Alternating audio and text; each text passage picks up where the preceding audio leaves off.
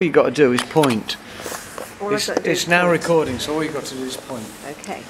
So it's the 400th anniversary of the King James Bible, which, believe it or not, was published 400 years ago. Hence the 400th anniversary in 1611. And it's a book that's really shaped the nation.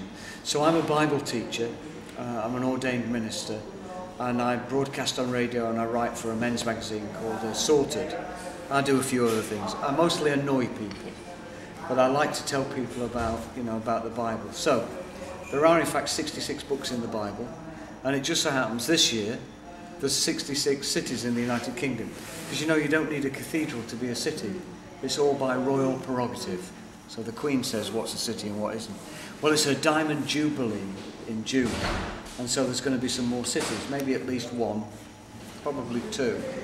So as there's 66 books in the Bible, and as there's 66 cities, thought it would be a great idea to tour the 66 cities in 66 days, speaking from each of the 66 books of the Bible. And it's a bit Carl Pilkington-esque, Everything's done with great spontaneity. So I turn up in a city and find out, well, what's going to happen today? So no one could tell me this morning that I'd be speaking at that other church. I'm just chatting with you. And apparently I've got the opportunity to meet a bishop and a lord tonight at the YMCA. So Bishop it's exciting. Aye, apparently so. Oh, you're nice. He's our patron. Is that right? Great, I need your name then. I'll put in a good word for you. So that's great. And I've had the opportunity to meet 12 Lord Mayors, Lord Provosts, interviewed crack cocaine addicts and prostitutes, the whole thing, just to find out what folk really think about the church and the Bible in particular. And then I get the opportunity just to talk a little bit, a couple of 3 minutes, about the book of the day. And this is my 62nd city, by the way. So I'm nearly finished.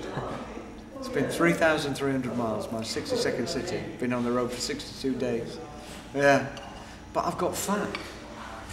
People have just been feeding me. It's been wonderful. And, well, that and McDonald's and Nero's and stuff, which doesn't help really, does it? But anyway, so the 62nd book of the Bible is a little letter called 1 John. It's called 1 John because he wrote 3 of them.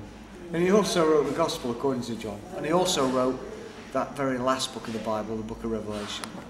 And John's a special geezer, because he's known in church history as the Apostle of Love.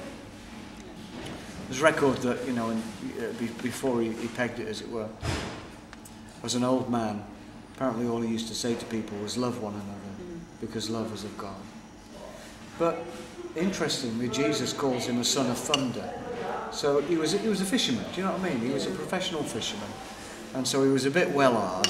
And when Jesus met him, he was running his gob off, And so Jesus called him and his brother James a son of thunder. They were a little bit too hard to handle.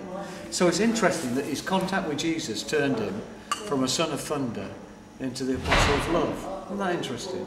But he wasn't soppy by any means. I mean, he was a fisherman with big old fists and everything, pulling in the nets and stuff around people that were no doubt swearing and farting and other stuff like that. And so he was kind of like a man's man. But he got really close to Jesus. In fact, in the Last Supper, it's recorded that he was the disciple whom Jesus loved. And he was the disciple that leant across the chest of Jesus to ask him, is it me that's going to betray you? He's the disciple that Jesus, from the cross, looked down and said, Mother, behold your son. Son, behold your mother. So, he's a guy that Jesus trusted as well. And he obviously liked him very much indeed, and vice versa. Well, he writes this letter, and there's a ton of stuff in it. But the most important thing in 1 John is what he says about Jesus. He says this: I'm writing to you about the person that we have touched and handled and declared to be the Word and Son of God. And I've just been thinking about those two things today. I'm writing to you about the person that we've touched and handled. And the Apostle John certainly did that as a friend of Jesus. And I think when Jesus rose from the dead as well, with his nail-pierced hands and feet, I think John touched and handled Jesus there as well. It was just remarkable. And I often meet people that want an argument for becoming a Christian. In other words, they want a reason. Give me a reason for becoming a Christian. You know, is God real? No, I don't get into arguments about that. Aye. Do you know what I tell them?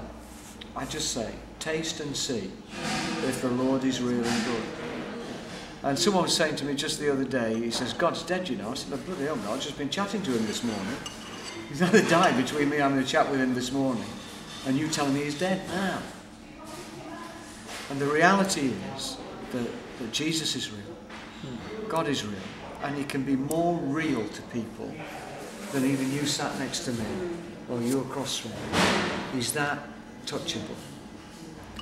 And that people that know God know in their knower and know in their experience that God is real. He is the bread of life.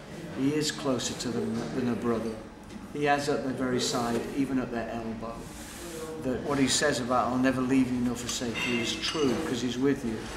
When he said I'm with you always even until the end of the age, it's the truth.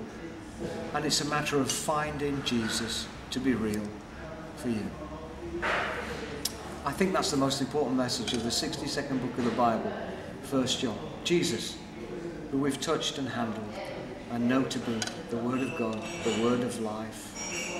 And I want to recommend Jesus to you. And that's my message for you at All Saints in Norwich today. And thanks for listening. I hope it's been a blessing. Thank you very much. Thank you. It's very nice to come in on Remembrance Day as well. The 11th of the 11th. It's interesting. Today.